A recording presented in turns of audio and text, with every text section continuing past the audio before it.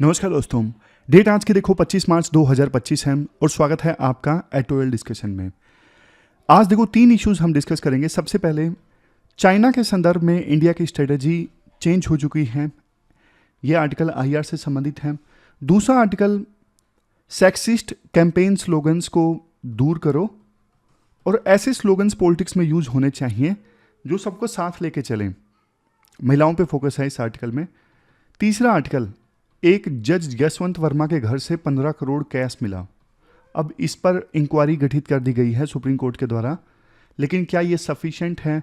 External agencies जांच नहीं कर सकती, क्यों नहीं कर सकती? सारे एस्पेक्ट्स डिस्कस करेंगे। करप्शन से संबंधित ये आर्टिकल है और जुडिशरी की फंक्शनिंग से रिलेट किया गया है। हम डिस्कशन स्टार्ट करें उससे पहले कोट देख लीजिए। If a lion could walk we could not understand him. ये कोट देखो लुडविग विटगेंस्टाइन का है, जो देखो ये बोलते हैं अगर इवन एक शेर बोल पाता ना तो भी उसे हम समझ नहीं पाते। आखिरकार ऐसा क्यों? अगर एक शेर बोल पाता तो देखो हम उसे समझ ही लेते वो क्या बोलना चाहता है। लेकिन देखो काफी गहरी बात राइटर ने इस कोर्ट में बोली है। जो लैंग्वेज है, लैंग्वेज सिर्फ देखो कुछ वर्ड्स का ग्रुप नहीं है। लैंग्वेज हमारे सोचने और समझने का एक तरीका है। हर एक लैंग्वेज जो है वो देखो किसी न किसी समुदाय की, किसी के संस्कृति के और किसी के एक्सपीरियंस पे आधारित होती है। और लैंग्वेज से सिर्फ शब्द नहीं आते बल्कि विचार भी आते हैं। जैसे मैं आपको एग्जांपल देता हूं, अगर आप किसी ट्राइबल ग्रुप में जाए ना, अलग अलग ट्राइबल ग्रुप में जाओगे, सर्दी वर्ड का मतलब अलग अलग होगा। तो आपने ये तो समझ लिया कि वो ट्राइबल ग्रुप सर्दी का इस्तेमाल कर रहा है, बट सर्दी के जो मायने हैं ना वो हर एक ट्राइबल ग्रुप के लिए अलग अलग हैं। सिंपल भाषा में बोलूं, अगर देखो एक शेर बोल भी सकता तो उसकी जो लैंग्वेज है ना वो उसकी सोच से बनी होती, उसके एक्सपीरियंस से बनी होती। और शेर की सोच, शेर के अनुभव वो इंसानों के एक्सपीरियंस, इंसानों के सोच से अलग होते। इंसान उसको बोलता कि भाई शिकार मत करो, लेकिन शेर ये भाषा नहीं समझता क्योंकि उसके एक्सपीरियंस नैतिकता, मोरालिटी, एथिक्स ये सब नहीं समझता। शेर का अनुभव यही कहता है कि शिकार ही सब कुछ है। तो उसको इंसान की भाषा समझ ही नहीं आती कि इंसान क्या बोल रहा है कि शिकार मत करो, जानवरों को मत मारो। तो कंटेक्स्ट आप समझ गए ना। हर एक जो लैंग्वेज है उस समुदाय के संस्कृति, उस समुदाय के एक्सपीरियंस से जुड़ी होती है। और इंसान और शेर दोनों अलग अलग दुनिया में रहते हैं। तो इवन अगर शेर बोल पाता तो भी हम शेर की बातें नहीं समझ पाते, वो क्या बोल रहा है। शेर हमारी बातें नहीं समझ पाता। चलिए डिस्कशन स्टार्ट करते हैं। हमारी आज के डिस्कशन में first important article India China relations से संबंधित है। आपने सिलेबस में जीएस पेपर सेकंड के इस टॉपिक से आर्टिकल को रिलेट कर सकते हो। क्या कंटेक्स्ट है? कंटेक्स्ट देखो ये है, अभी ना प्रधानमंत्री मोदी ने हाल ही में एक पॉडकास्ट दिया और पॉडकास्ट में चाइना के संदर्भ में उन्होंने एक बात बोली। सिर्फ और सिर्फ बातचीत ही, यानी डायलॉग ही इंडिया चाइना के बीच में स्टेबल और कोऑपरेटिव रिलेशनशिप बना सकता है। तो प्रधानमंत्री मोदी के चाइना को लेके ये जो वर्ड्स थे काफ़ी पॉजिटिव थे और चाइना की सरकार ने भी प्रधानमंत्री मोदी के इन वर्ड्स को हाथों हाथ लपक लिया। तारीफ की प्रधानमंत्री मोदी की कि उन्होंने पॉजिटिव अप्रोच अपनाई है चाइना के संदर्भ में। अब यहाँ पे ना आप थोड़ा सा एक बैकग्राउंड देखो। जब प्रधानमंत्री मोदी का फर्स्ट कार्यकाल था ना, तो उस समय उन्होंने पूरी कोशिश की थी कि चाइना के साथ में रिलेशनशिप इंप्रूव की जाए। समिट भी ऑर्गेनाइज हुए थे, वुहान में समिट ऑर्गेनाइज हुआ, फिर ममल्लापुरम में चाइना के साथ में समिट ऑर्गेनाइज हुआ था। प्रधानमंत्री मोदी ने चाइना के राष्ट्रपति शी जिनपिंग से मुलाकात की थी।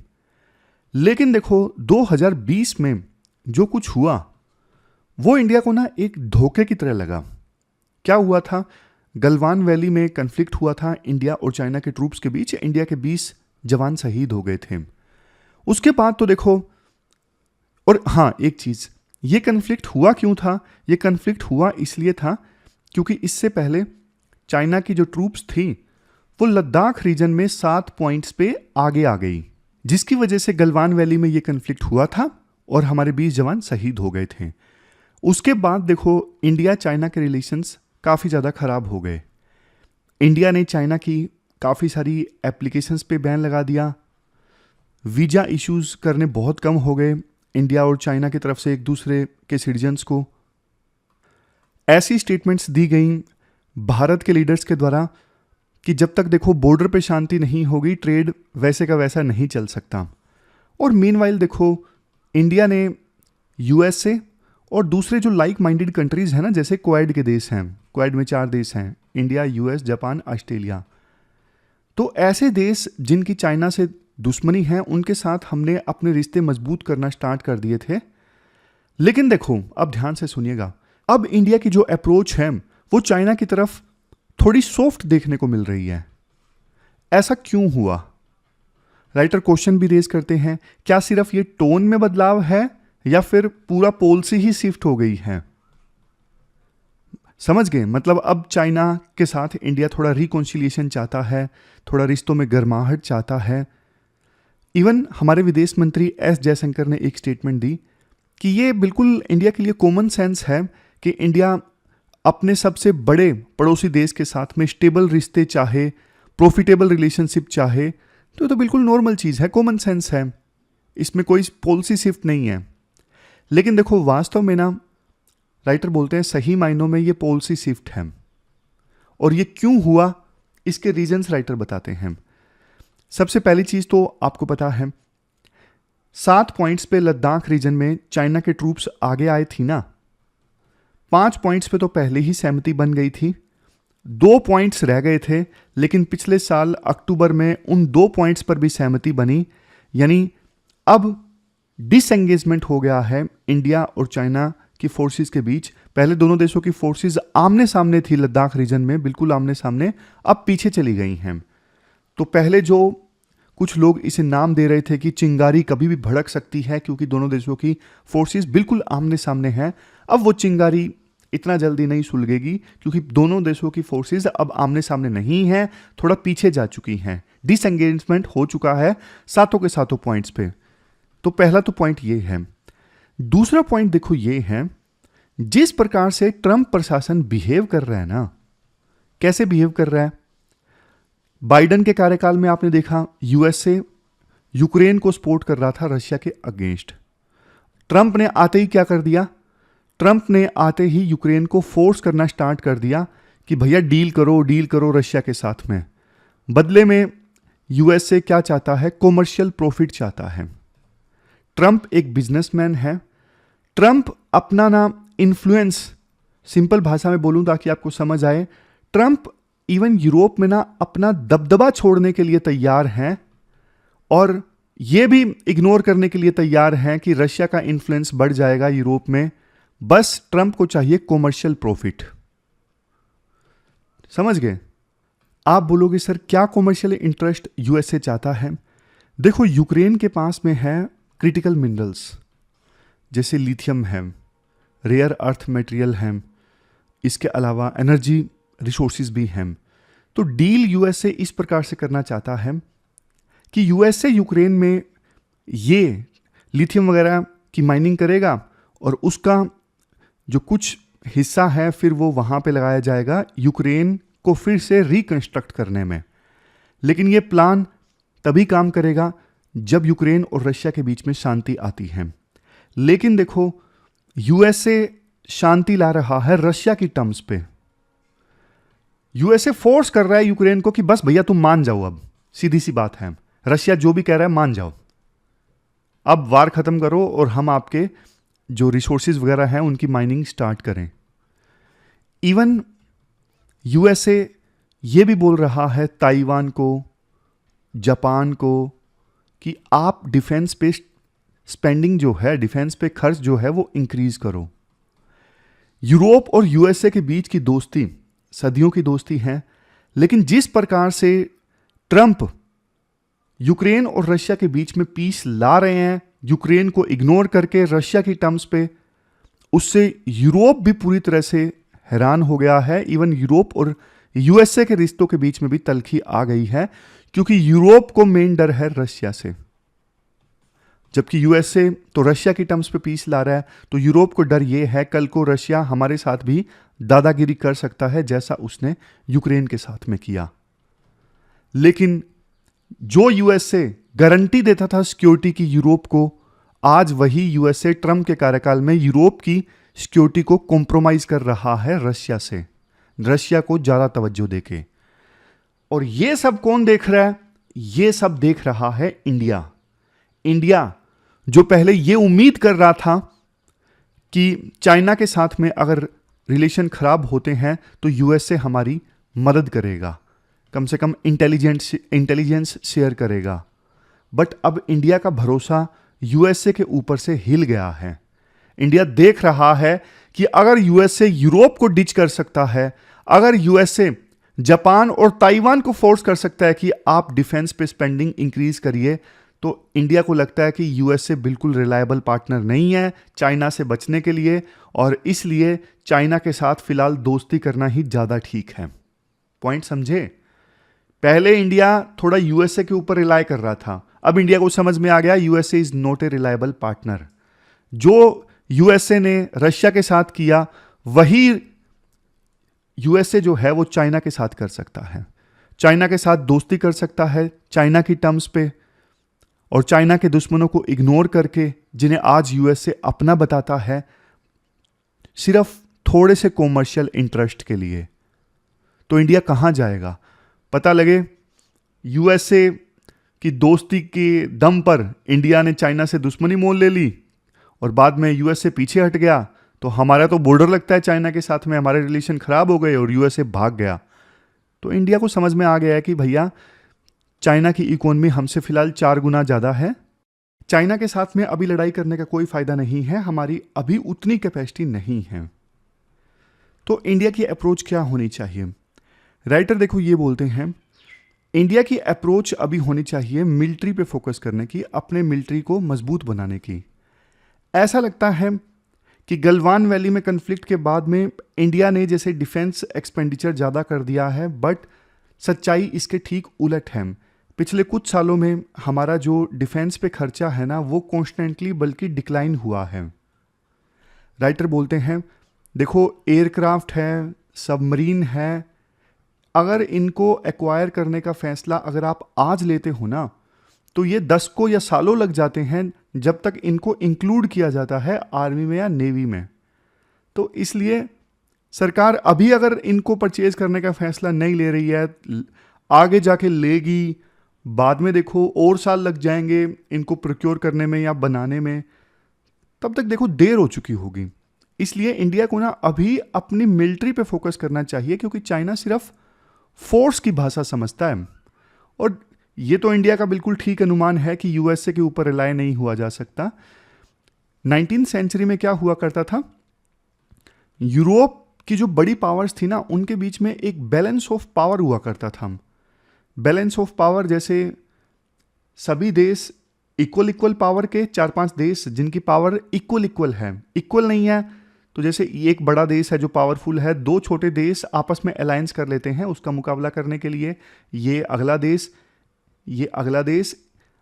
कंसेप्ट ये है बैलेंस ऑफ पावर का। अगर देखो 4-5 कंट्रीज जिनकी पावर थोड़ी बराबर है ना, तो फिर इनकी ना आपस में लड़ाई नहीं होगी, क्योंकि बराबर वालों की आपस में लड़ाई नहीं होती है। लड़ाई किसकी होती है? जब देखो एक छोटा बड़ा होता है या फिर एक दूसरे को रिप्लेस करने की कोशिश कर रहा होता है, तब उनकी लड़ाई होती है। तो ना ट्रंप जो है 1991 के बाद ना यूएसए एकमात्र सुपर पावर बच गया था, क्योंकि यूएसएसआर तो डिसइंटीग्रेट हो गया था। कोल्ड वार में तो 2 बड़ी पावर्स थी, एक यूएसए एक यूएसएसआर, लेकिन यूएसएसआर बट गया 15 टुकड़ों में, तो बच गया सिर्फ यूएसए। तो ये जो दौर था ना, वो था यूनिपोलर वर्ल्ड ऑर्डर का, सिर्फ एकमात्र बड़ी पावर पूरे वर्ल्ड में यूएसए। लेकिन धीरे धीरे चाइना ने अपने आप को असर्ट करना स्टार्ट कर दिया। आज यूएसए यहां पे है तो चाइना मान लीजिए यहां पे है, चाइना यूएसए को रिप्लेस करने की कोशिश कर रहा है। लेकिन ट्रंप क्या कर रहे हैं? ट्रंप 19वीं सेंचुरी में जैसा यूरोप का वर्ल्ड ऑर्डर था ना, वैसा चाहते हैं कि रशिया को भी थोड़ा इक्वल स्पेस दे दें, चाइना को भी इक्वल स्पेस दे दें, और बदले में कॉमर्शियल इंटरेस्ट। तो ये ट्रंप की जो पॉलिसी है सही नहीं है, राइटर के हिसाब से बहुत ज़्यादा अनरिलायबल है, बल्कि यूएसए अपना जो इन्फ्लुएंस है, दबदबा है, खो रहा है। किसकी पॉलिसी की वजह से? ट्रंप की पॉलिसी की वजह से। तो ये पूरा आर्टिकल हमने डिस्कस किया, चलते हैं आगे। इसके बाद नेक्स्ट आर्टिकल देखो, सेक्सिस्ट कैंपेन स्लोगन्स से संबंधित है। आप अपना सिलेबस में जीएस पेपर सेकंड के इस टॉपिक से और इवन ऐसे से भी इस आर्टिकल को रिलेट कर सकते हो। देखो, शुरुआत में आर्टिकल में ये बोला जाता है कि इंडिया ना एक डेमोक्रेटिक देश है और यहाँ पे लगातार इलेक्शंस होते रहते हैं। इलेक्शंस में पॉलिटिकल पार्टीज अपने वोटर्स को अट्रैक्ट करने के लिए ना नारों का यानी स्लोगन्स का इस्तेमाल करती हैं। लेकिन देखो, सवाल ये है, क्या ये स्लोगन्स, क्या ये नारे सबको इक्वली रिप्रेजेंट करते हैं? क्या ये स्लोगन्स वुमेन एम्पावरमेंट को सही तरीके से एड्रेस करते हैं? देखो, इलेक्शन कैंपेन्स एक जमाने में ना रैलीज और डोर टू डोर कैंपेन से चलते थे, फिर रेडियो आ गया, फिर टीवी आ गया, लेकिन आज के समय में तो आपको पता है digital ads, AI based campaign का आज के समय में जमाना है। लेकिन स्लोगन्स की जो इम्पोर्टेंस है वो आज भी कम नहीं हुई है। स्लोगन्स की इम्पोर्टेंस देखो आज भी है, माहौल बनाने के लिए, वोटर्स को मोबिलाइज करने के लिए। जैसे आपको ना एग्जाम्पल देता हूं मैं, एग्जाम्पल जैसे 1970s में ना नारा चला था, इंदिरा गांधी ने लॉन्च किया था ये नारा इलेक्शन कैंपेन के दौरान, गरीबी हटाओ। वो कहते हैं गरीबी हटाओ, मैं कहती हूँ गरीबी हटाओ, वो कहते हैं इंदिरा हटाओ। वाजपेयी जी जब थे तब उन्होंने एक नारा दिया था, इंडिया शाइनिंग, 2004 के इलेक्शन में। फिर आज बीजेपी का नारा है सबका साथ सबका विकास। जैसे कांग्रेस का नारा है आम आदमी का हाथ कांग्रेस के साथ। और 2019 के इलेक्शन में आपको याद होगा बीजेपी का नारा था मैं भी चौकीदार हूँ। तो इस प्रकार से देखो, ये नारे अलग अलग पॉलिटिकल पार्टीज के द्वारा लॉन्च किए जाते हैं। लेकिन प्रॉब्लम ये है कि ये जो स्लोगन्स है ना, ज़्यादातर देखो मेल सेंट्रिक होते हैं और महिलाओं की जो प्रॉब्लम्स है ना उनको सिलेक्टिवली एड्रेस किया जाता है। उनको एक एक्टिव लीडर नहीं बल्कि महिलाओं को सिर्फ एक बेनिफिशियरी की तरह दिखाया जाता है इन स्लोगन्स में। इसके बाद राइटर बल्कि कुछ एग्जाम्पल्स भी देते हैं कि कैसे ये जो स्लोगन्स है ना वुमेन की एजेंसी को कमजोर करके दिखाते हैं। आप बोलोगे सर वुमेन की एजेंसी, क्या मतलब है इस चीज का? वुमेन की एजेंसी को कमजोर करके दिखाते हैं, मतलब ये दिखाया जाता है इन नारों के थ्रू कि महिलाएं अपने आप से अपने फैसले लेने की क्षमता नहीं रखती। और इन नारों के थ्रू ना स्टीरियोटाइप्स मतलब जो गलत धारणाएं हैं ना उनको बल्कि मजबूत किया जाता है, रीइंफोर्स किया जाता है। गलत धारणाएं जैसे महिलाएं अच्छी केयर टेकर हो सकती हैं लेकिन महिलाएं जो हैं अच्छी डिसीजन मेकर नहीं हो सकती। कैसे ये धारणा मजबूत की जाती है? आप एग्जाम्पल देखो, घर की लक्ष्मी, स्कीम्स के नाम नहीं होते जैसे घर की लक्ष्मी। अब घर की लक्ष्मी ये नारा बताता है कि औरत सिर्फ घर संभालने के लिए है। आप दूसरा नारा देखिए, शक्ति का प्रतीक, मां का रूप, मतलब वुमन जो है, वुमन को एक डिवाइन नर्चरिंग रोल तक सीमित कर दिया गया है। जैसे इस नारे में कि महिला का काम है एक माँ का, महिला का काम है नर्चर करने का, घर संभालने का, बच्चों को पालने का। लेकिन देखो, पॉलिटिक्स और लीडरशिप सिर्फ घर तक सीमित नहीं होनी चाहिए। महिलाएं देखो डिसीजन मेकर्स भी हो सकती हैं, लीडर्स भी हो सकती हैं, लेकिन नारों में सिर्फ उनको एज ए केयर गिवर दिखाया जाता है, देवी या माँ के रूप में दिखाया जाता है। आप और दूसरा पॉइंट देखिए, women as passive beneficiary not leaders. जैसे नारा देखिए, महिलाओं के विकास के लिए वोट दो। अब इस नारे का मतलब क्या है कि महिलाएं सिर्फ विकास का एक हिस्सा हैं लेकिन विकास देने वाली नहीं है। बेटी बचाओ बेटी पढ़ाओ, ये नारा बताता है कि बेटियों को बचाने की जरूरत है लेकिन समाज को बदलने की जरूरत नहीं है। बेटियां बचाओ बट समाज मत बदलो। समाज बदलोगे तो अपने आप बेटियां सुरक्षित रहेंगी। लेकिन देखो, यहां पे असल प्रॉब्लम जानते हो क्या है? असल प्रॉब्लम है पैट्रियार्कल सोसाइटी, जिसमें लड़कियों की एजुकेशन और उनकी सेफ्टी को अनदेखा कर दिया जाता है। स्लोगन्स ऐसे होते हैं जो देखो चेंज पे फोकस करने चाहिए, ना कि ऐसे स्लोगन्स जिसमें महिलाओं को कमजोर करके दिखाया जाता है। आप और भी देखिए, sexist comparisons and insensitive remarks. Insensitive remarks जैसे देखो, एक नेता ने ये बोला था, हम सड़कें हेमा मालिनी की गाल की तरह बना देंगे। एक लीडर ने ये बोला, लड़के हैं लड़के गलती हो जाती है। सेक्सुअल हरासमेंट जैसे सीरियस इशू के संदर्भ में उन्होंने ये बात बोली थी। बाद में एक लीडर ने यह भी बोला कि बेटी की इज्जत से वोट की इज्जत बड़ी होती है। मतलब देखो पॉइंट ये है, ये सारे लीडर्स के जो आइडियाज हैं, मतलब उनके जो विचार हैं ना, ये पैट्रियार्कल थॉट प्रोसेस को शो करते हैं और महिलाओं की डिग्निटी को ना कम करके आंकते हैं, अंडरमाइन करते हैं। पॉलिटिक्स को ना थोड़ा जेंडर सेंसिटिव होना चाहिए, ना कि जेंडर बाइस्ड। पॉलिटिक्स में अक्सर हम देखते हैं महिलाओं के अपीयरेंस को लेके सेक्सिस्ट रिमार्क्स जो हैं अलग अलग लीडर्स देते रहते हैं। जैसे एक बार शरद यादव ने यह भी बोल दिया था, ये शरद यादव का ही बयान है, बेटी की इज्जत से वोट की इज्जत बड़ी है। तो उन्होंने एक बार बयान दे दिया था वुमेन रिजर्वेशन के इशू पर कि आप रूरल एरियाज में भी रिजर्वेशन दो महिलाओं को, नहीं तो परकटी महिलाएं आ जाएंगी। जैसे शहर में कई बार महिलाएं कटिंग वगैरह नहीं करवा लेती, तो उन्होंने बोला था परकटी महिलाएं संसद में देखने को मिलेंगी। तो ऐसी स्टेटमेंट्स, ऐसे सेक्सिस्ट रिमार्क्स, इनकी जगह पॉलिटिक्स में नहीं होनी चाहिए।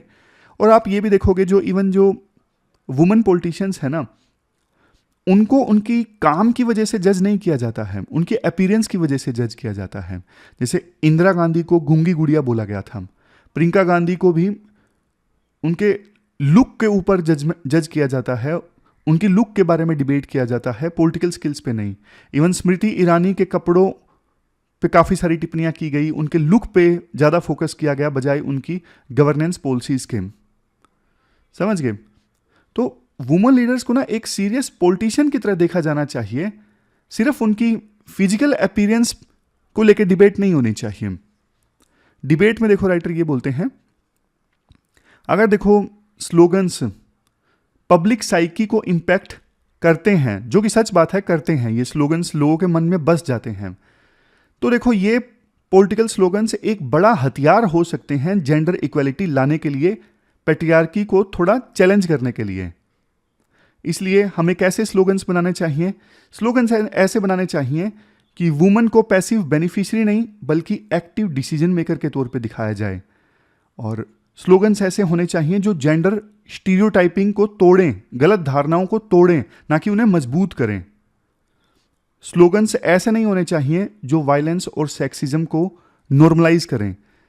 स्लोगन्स ऐसे होने चाहिए जो महिलाओं की लीडरशिप को प्रमोट करें, ना कि सिर्फ उनके सेफ्टी कंसर्न्स को। कुछ एग्जांपल्स भी मैं आपको देता हूं। जैसे देखो, सबको शिक्षा, सबको सम्मान, ये जेंडर न्यूट्रल और इंक्लूसिव पॉलिटिकल स्लोगन है। महिलाओं की आवाज़, भारत की पहचान, ये महिलाओं की लीडरशिप को हाईलाइट करता है ये स्लोगन। नारी शक्ति, देश की प्रगति, ये स्लोगन रिकॉग्नाइज करता है प्रोग्रेस लेड बाय वुमेन। तो ऐसे स्लोगन्स होने चाहिए। कंक्लूजन में ये बोला जाता है, जो ये जेंडर सेंसिटिव स्लोगन्स है ना, इनसे देखो प्रोग्रेसिव माइंडसेट डेवलप होता है और पॉलिटिकल लैंग्वेज इसलिए इवॉल्व होनी चाहिए, जेंडर इंक्लूसिव होनी चाहिए, मॉडर्न होनी चाहिए। महिलाएं सिर्फ वोट बैंक नहीं है, वो डिसीजन मेकर हैं। तो ये पूरा आर्टिकल हमने डिस्कस किया। चलते हैं आगे। इसके बाद नेक्स्ट आर्टिकल देखो, जुडिशरी में ट्रूथ एंड ट्रांसपेरेंसी से संबंधित है। क्या कंटेक्स्ट है? कंटेक्स्ट तो देखो अभी तक आप सबने शायद सुन ही लिया होगा, नहीं तो फिर से एक बार बता देता हूँ। हुआ क्या, दिल्ली में ना एक घर में ना आग लग गई। आग लगी तो पड़ोसियों ने फायर ब्रिगेड को सूचित कर दिया कि भैया इस घर में आग लग गई है। तो फायर ब्रिगेड तुरंत आई और उन्होंने आग बुझाई।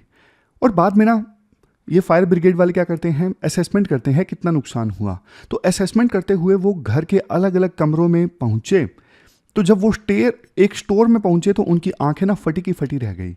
उन्हें मिला बहुत सारा कैश, ऑलमोस्ट 15 करोड़ के आसपास कैश, जो आधा जला गया था, लगभग पूरा ही जल गया था। देखो ऐसी सिचुएशन में मिला। बाद में देखो इस मामले को ना दबाने की कोशिश हुई। जो फायर ब्रिगेड के चीफ हैं अतुल गर्ग, उन्होंने बोल दिया कि नहीं, कोई कैश मिला ही नहीं। लेकिन तब तक ये बात फैल चुकी थी। फिर देखो सुप्रीम कोर्ट ने ना एक अच्छा निर्णय लिया। सुप्रीम कोर्ट ने ये सारा जो वीडियो था ना कैश मिलने का, ये सारा वीडियो सुप्रीम कोर्ट ने अपनी वेबसाइट पर ही डाल दिया। और सुप्रीम कोर्ट ने बोला कि हम ट्रांसपेरेंसी के लिए ये कर रहे हैं ताकि जनता का विश्वास कायम रखा जा सके। इवन सुप्रीम कोर्ट ने ना जो जवाब मांगा था, सुप्रीम कोर्ट ने एक जवाब मांगा था जस्टिस यशवंत वर्मा से, जिनके घर से ये इतना सारा कैश मिला। अब ऑफकोर्स ये सारा कैश तो देखो रिश्वत से ही कमाया होगा, क्योंकि जो ब्लैक की डीलिंग्स होती हैं वही कैश में होती हैं। अगर मेहनत का पैसा होता है तो वो तो इवन ऑनलाइन भी ट्रांसफ़र किया जा सकता है, ऑनलाइन में स्टोर करके रखा जाता है। कभी भी मेहनत का पैसा इस प्रकार से कैश में नहीं रखा जाता है, इतना ज़्यादा कभी भी नहीं रखा जाता है। क्योंकि देखो ऑनलाइन रखते हैं मेहनत का पैसा तो आपको ही पता है उस पर इंटरेस्ट आता है, लेकिन कोई इतना सारा कैश घर में रखता है, कोई इंटरेस्ट नहीं, उसकी मजबूरी है, क्योंकि वो एक अकाउंट में डाल नहीं सकता, क्योंकि वो गैर कानूनी काम से पैसा कमाया गया है। सीधी सी बात है। तो यशवंत वर्मा, जिनके घर से ये इतना सारा कैश मिला, इनसे जवाब मांगा गया और इन्होंने जो जवाब दिया वो सुप्रीम कोर्ट ने अपनी वेबसाइट पे डाल दिया। सुप्रीम कोर्ट ने एक प्रिलिमिनरी इंक्वायरी करवाई दिल्ली हाई कोर्ट के चीफ जस्टिस DK उपाध्याय से। वो प्रिलिमिनरी इंक्वायरी, उसकी रिपोर्ट भी सुप्रीम कोर्ट ने अपनी वेबसाइट पे डाल दी। अब सुप्रीम कोर्ट ने ना एक 3 जजीज की कमेटी गठित की है, एक पैनल बनाया है जिसमें Punjab and Haryana high court के जज हैं, Punjab and Haryana high court के तो बल्कि चीफ जस्टिस हैं। इसके अलावा हिमाचल प्रदेश हाई कोर्ट के जज हैं, कर्नाटक हाई कोर्ट के जज हैं। तो ये 3 जजिस का एक पैनल जो है इस पूरे मामले की जांच करेगा। जस्टिस यशवंत वर्मा ने यह बोला है कि मेरे घर में ये कैश आया, मेरा नहीं है, मैं नहीं जानता कहाँ से आ गया। ये तो देखो बेवकूफ़ बनाने वाली बात हो गई, सीधा सम कोई भी बेवकूफ़ नहीं बनेगा। एक जज का घर होता है, उसमें बहुत सारे लोग काम करते हैं, स्टाफ होता है पूरा, सर्वेंट्स होते हैं। तो इतने सारे लोगों का स्टाफ होता है एक जज के घर में, और कोई 15 करोड़ कैश रख के चला गया, फिर आग भी उसने लगा दी और जज कहते हैं मुझे पता नहीं कौन रख के गया। तो ना विश्वास ना करने वाली बात है तो सीधी सी कि कैश मेरा नहीं है, मेरे घर में कोई रख के चला गया। लेकिन राइटर एक बात जरूर बोलते हैं, देखो सुप्रीम कोर्ट का ना एक ऑर्डर आया था, 90s की बात है, केस का नाम नहीं दे रखा लेकिन बता देता हूँ। 90s में ना सुप्रीम कोर्ट में एक ऑर्डर आया था, सुप्रीम कोर्ट का वर्डिक्ट आया था वीरास्वामी केस में। उस वीरास्वामी केस में सुप्रीम कोर्ट ने ये बोला था CGI की अनुमति के बिना, CGI के अप्रूवल के बिना किसी भी सुप्रीम कोर्ट या हाई कोर्ट के जज के खिलाफ ना FIR ना फाइल की जाए। तो सुप्रीम कोर्ट के इस ऑर्डर के बाद में ना रेयरली ऐसा होता है कि पुलिस जो है वो किसी सुप्रीम कोर्ट या हाई कोर्ट के जज के अगेंस्ट FIR रजिस्टर करती है। सुप्रीम कोर्ट ने यह वर्डिक्ट तो इसलिए दिया था ताकि जुडिशरी की इंडिपेंडेंस को इंश्योर किया जा सके। इस ऑर्डर से पहले कि कोई भी पुलिस वाला सुप्रीम कोर्ट या हाई कोर्ट के जज के अगेंस्ट FIR रजिस्टर नहीं करेगा, इस ऑर्डर से पहले कई बार सरकार के द्वारा जजिस को फंसाने की कोशिश हुई थी, तो ये ऑर्डर जरूरी था उस समय। लेकिन देखो इसके बाद अब क्या है, अब जुडिशरी में सिर्फ ना एक इंटरनल मैकेनिज्म है जजिस की अकाउंटेबिलिटी फिक्स करने के लिए। जैसे चीफ जस्टिस ऑफ इंडिया ने ये 3 जजिस का पैनल गठित किया है ना, ये क्या है, ये एक इंटरनल इंक्वायरी कमेटी है। बट राइटर बोलते हैं क्या ये इंटरनल इंक्वायरी कमेटी सफिशिएंट है? आंसर है नो। चलो मान लिया यशवंत वर्मा की जो बात है, कोई साजिश करके चला गया, 15 करोड़ कैश मेरे घर रख के चला गया। अब देखो इस मामले की जांच करनी है तो फिर पुलिस को करनी चाहिए ना। पुलिस ये देखेगी अच्छा कौन रख के चला गया, क्या साइंटिफिक एंगल है, CCTV कैमरा चेक करना, सारी चीज़ें करना। तो फिर तो ये इन्वेस्टिगेशन एजेंसीज का काम होना चाहिए। मतलब राइटर का कहने का मतलब ये है, चलो जस्टिस यशवंत वर्मा की बात एक पल के लिए सिर्फ 1% मान भी ली जाए तो जांच फिर जजिस का पैनल नहीं करना चाहिए ना, पुलिस इन्वेस्टिगेशन होनी चाहिए। लेकिन supreme court police investigation allow नहीं करती जजिस के केस में, जो कि गलत है। जस्टिस देखो सिर्फ होना नहीं चाहिए, जस्टिस होते हुए दिखना भी चाहिए, ताकि लोगों का जो ट्रस्ट है ना वो मेंटेन रह सके जुडिशरी के अंदर। चलो सुप्रीम कोर्ट की तारीफ होनी चाहिए कि सुप्रीम कोर्ट ने इस केस में ट्रांसपेरेंसी बरती है, वीडियो भी डाल दिया अपनी वेबसाइट पे, कमेंट भी डाल दिया, मतलब ये जो यशवंत वर्मा का जो रिप्लाई था वो भी डाल दिया। और उम्मीद यह है कि जो ये इंटरनल कमेटी गठित की गई है 3 जजिस की इस पूरे मामले की जांच करने के लिए, उस इंटरनल कमेटी की रिपोर्ट भी डाल दी जाएगी। बट ये जो मैकेनिज्म है ना, इंटरनल मैकेनिज्म जजिस की अकाउंटेबिलिटी फिक्स करने का, वो सफिशिएंट नहीं है। जुडिशरी में काफ़ी ज़्यादा करप्शन है, बस बात यह है, जो पकड़ में आ गया वही चोर और जो रह गया वो ईमानदार, यही बात है। सिस्टम में देखो हमारे करप्शन कितना है। एक कहावत है, सड़क पे कीचड़ बिछा है, हर किसी का पैर घुटनों तक सना है। एक जो अभिषेक प्रकाश आईएएस हैं, अब किसका क्या कर लिया जाए। अभिषेक प्रकाश जो यूपी में इन्वेस्ट यूपी के सीईओ थे, इन्वेस्ट यूपी जो यूपी में इन्वेस्टमेंट करवाता है प्लेटफॉर्म। सोच के देखो कितनी बड़े बड़े आर्टिकल्स हम डिस्कस करते हैं, इन्वेस्टमेंट आनी चाहिए हमारे देश में, ईज ऑफ डूइंग बिजनेस आना चाहिए। यहाँ पे जिस आईएएस ऑफिसर को इन्वेस्ट यूपी का सीईओ लगा रखा है, उसकी जिम्मेदारी है कि इन्वेस्टमेंट आसानी से आए, वही इन्वेस्टमेंट करवाने के लिए 5% कमीशन मांग रहा था। बात पहुंच गई योगी आदित्यनाथ तक, तो उस अभिषेक प्रकाश आईएएस को सस्पेंड कर दिया गया। लेकिन देखो बात यह है कि जिसकी जो करप्शन है थोड़ा पकड़ में आ गया वो चोर, बाकी सब ईमानदार। जबकि देखो सच्चाई ये है, मैं आपको बताऊं, अगर करप्शन के नाम पर आईएएस ऑफिसर्स को सस्पेंड किया जाने लगा ना, तो 90% ब्यूरोक्रेसी जो है वो खाली हो जाएगी, वो सस्पेंड हो जाएंगे, क्योंकि ईमानदार लोग सिर्फ 10% हैं। दुख इस बात का होता है, अभिषेक प्रकाश आईआईटी से पास आउट, यूपीएससी में 8वीं रैंक, ब्रिलियंट माइंड, पैसा ही कमाना था तो स्टार्टअप वगैरह कर लेते, क्या फ़ायदा हुआ सर्विस में जाने का। तो लास्ट में देखो इस आर्टिकल में राइटर यही बोलते हैं, अगर देखो दूसरी इन्वेस्टिगेशंस जुडिशरी की जांच करेंगी ना, तो बल्कि जुडिशरी पे ट्रस्ट और ज़्यादा बढ़ेगा। अगर बाय चांस अभी इंटरनल इंक्वायरी कमेटी ने जस्टिस यशवंत वर्मा को बरी कर दिया ना और ये बोल दिया कोई बाहर की साजिश थी, तो जनता का विश्वास उठ जाएगा। जनता को लगेगा यार ये जजेस ही अपने जज को बचा रहे हैं, ये तो सब फ्रॉड है। इसलिए बाहर की इन्वेस्टिगेशन जांच करती तो ज़्यादा अच्छा होता। तो ये पूरा आर्टिकल हमने डिस्कस किया। अब लास्ट में देख लेते हैं आज हमने क्या क्या डिस्कस किया। हमने देखो सबसे पहले इंडिया चाइना रिलेशंस से संबंधित आर्टिकल डिस्कस किया कि चाइना के संदर्भ में ना अब इंडिया की जो अप्रोच है वो चेंज होती दिखाई दे रही है, और ये झलक देखने को मिली प्रधानमंत्री मोदी ने जो पॉडकास्ट दिया। ऐसा क्यों हुआ? क्योंकि देखो इंडिया को अब समझ में आ चुका है, यूएस जिस प्रकार से बाकी देशों के साथ कर रहा है वैसा यूएस इंडिया के साथ भी कर सकता है।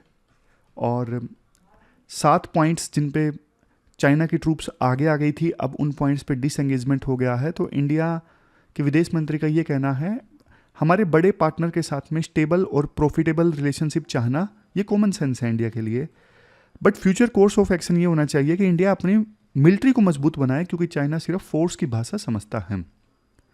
फिर ये सेक्सिस्ट कैंपेन वाला आर्टिकल हमने डिस्कस किया। नारे देखो कैसे होते हैं, 70s में नारा चला गरीबी हटाओ, 1980s में टेलीविज़न और रेडियो आ गए, फिर 1990s में और 2000 में इंटरनेट और सोशल मीडिया का युग आ गया। अब AI data driven strategies dominate कर रही हैं।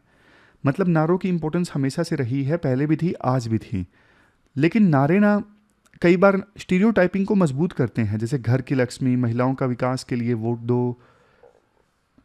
ये नारे ये बताते हैं कि महिलाएं सिर्फ वुमेन एम्पावरमेंट के लिए बनी हैं, वो बेनिफिशियरी हैं और वो लीडर नहीं है, उनका काम सिर्फ केयर का है।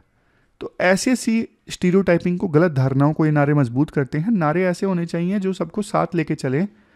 महिलाओं का लीडरशिप में रोल होना चाहिए, महिलाओं की तरक्की से विकास आएगा, ऐसे नारे होने चाहिए, समझ गए।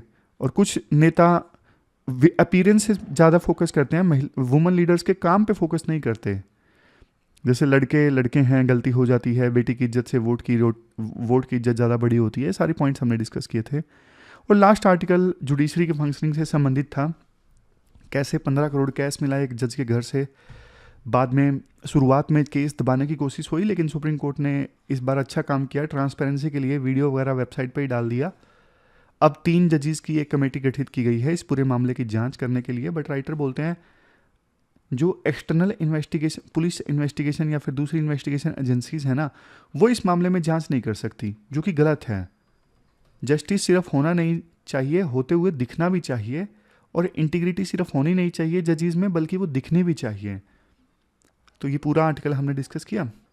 ये क्वेश्चन आपको अटेम्प्ट करना है आज इंडिया चाइना रिलेशंस से संबंधित, 250 वर्ड्स में आपको इस क्वेश्चन का आंसर देना है और 15 मार्क्स का ये क्वेश्चन है।